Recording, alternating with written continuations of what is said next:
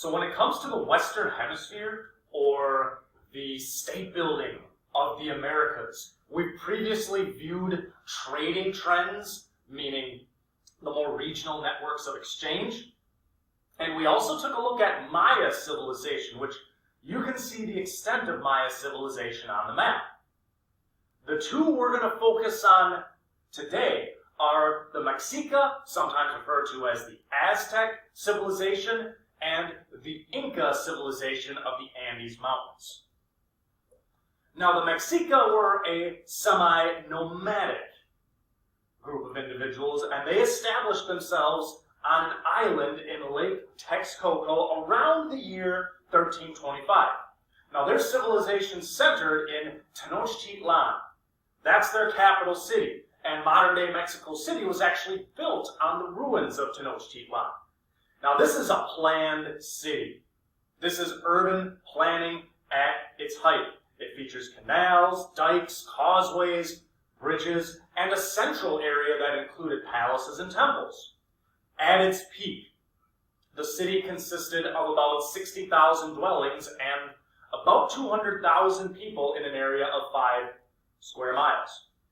When the immediate surrounding cities are included, because Tenochtitlan was simply the center point, the total population was about 500,000.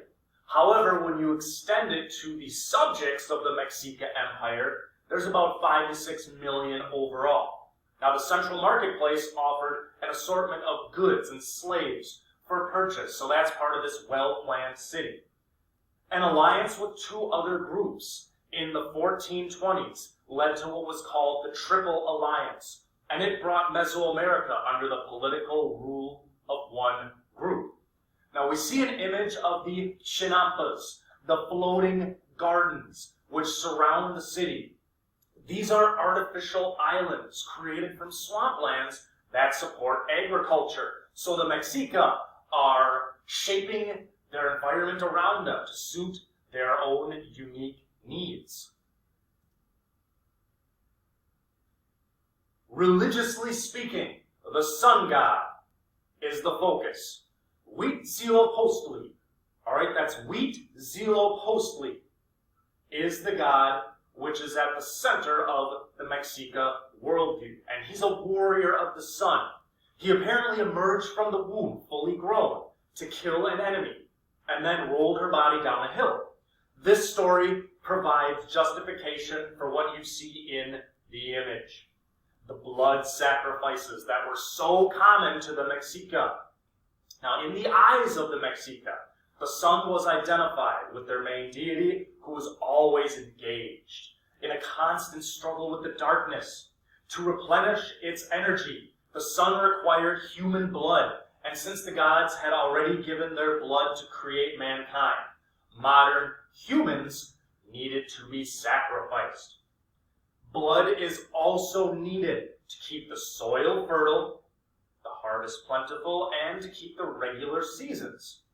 Now, the Mexica state believed their higher calling was to provide sacrificial victims. For this purpose, that's where we see sacrifice come into play.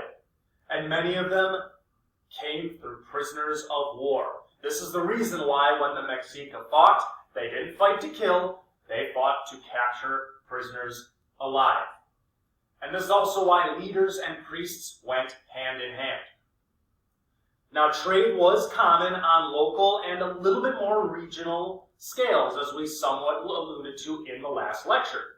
Every single village in the empire had a marketplace, and a variety of goods were sold. Food, precious stones, metals, and shells were some of the things that were traded.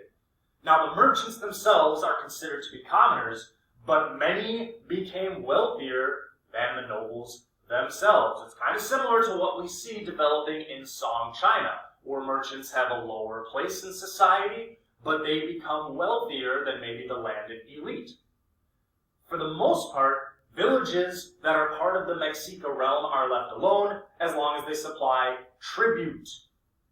Now, traders would often procure slaves, and this goes back to the idea of human sacrifice. That's what the tribute often entailed. Warriors in Mexica society could rise to prominent positions in which they did receive their own land, and they're not taxed on those lands. Hand-to-hand combat is given high priority, and each warrior was fitted with obsidian weapons and thick cotton armor. Since the purpose of warfare was to capture victims alive, the Mexica did not fight to kill. This idea of not fighting to kill, along with their thick padded cotton armor, which was useful for obsidian weapons, but this combination is going to be fatal once the Spanish show up. Because the Spanish fight to kill. The Mexica do not. Now, they did nothing to incorporate conquered peoples into their empire, apart from demanding tribute and human sacrifice. This leads to many enemies. This will also allow Spain to play the whole divide and conquer game once they show up. So in Mesoamerica, in the heart of what's now the nation-state of Mexico, the Mexica rise to prominence prior to contact. And finally, we shift to South America, the Andes Mountains, to look at the Inca. Now, the Inca were a Quechua-speaking people, and they became the largest imperial state in the Western Hemisphere. We can see that it's a very long empire. It ends up stretching 2,500 miles long, and 10 million subjects were a part of this empire. Now, the empire itself is short-lived. It only lasts about 100 years. But several things do stand out. The concept of cities in the mountains, because again, we're dealing with the Andes Mountains. Machu Picchu, so-called city in the clouds, has about 200 buildings, and it's 8,000 feet above sea level, and it's held sacred by the locals. Most likely, Machu Picchu served as either a royal retreat or a religious site, and it's referred to again as that city in the sky. It was lost, so to speak. Locals knew about it, but the outside world really didn't, until 1911, when a Yale archaeologist rediscovered it, we might say. Now, the capital is Cusco, and you can see it's very close geographically to Machu Picchu. Cusco is about 11,300 feet above sea level. This is over 2 miles. And keep in mind that Denver, Colorado is called the Mile High City. So we're over 2 miles above sea level. High elevation is something that's unique to the Inca. Now, the Inca are extremely bureaucratic, and they're mostly a state-run enterprise, to the point where we might refer to them as socialist. The emperor was an absolute ruler who's regarded as a god, and theoretically, the state owns all land and resources. Now, realistically, the land was owned by elites and temples, but it was more of a socialist enterprise. Each of the 80 provinces had a governor, and all subjects were divided into hierarchical units headed by a local official. Separate officials would form a check on local governments. Now, the Inca didn't require tribute like the Aztecs, but they periodically required every household to supply a labor force. We see it right here, the mita system of forced labor. Now, everyone worked for the state. Some worked on large farms to support religious institutions, some were miners,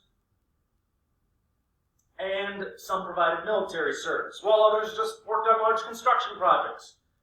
In return for this, the state would host large banquets to honor their citizens, and they'd provide necessities when disaster struck. The mita system will be mimicked by Spain. Spain will use this philosophy for their coercive labor force. The difference is Spain won't really provide anything in honor of the natives. Now, just like the Maya used glyphs, the Inca had their own writing system called quipu. It's knotted cords that we think they're more for accounting purposes. And at least 1/4 of the population was relocated to prevent rebellions, and the sons of conquered peoples were forced to go to Cusco to learn Quechua and understand Inca culture. And even to this day, Quechua is the second official language of Peru. It's after Spanish. So this is a record-keeping people that does force a few things among the conquered. Now, there weren't any separate businessmen like in the Mexica Empire because everything was state-run. The Inca, and we get an idea of it here, the Inca built a road system stretching about 20,000 miles, and many of them stretched north-south and hugged the coast, while the east-west roads linked rainforest and plains. Messengers could cover about 150 miles per day, and there were about 2,000 inns that allowed travelers a place to seek food and shelter.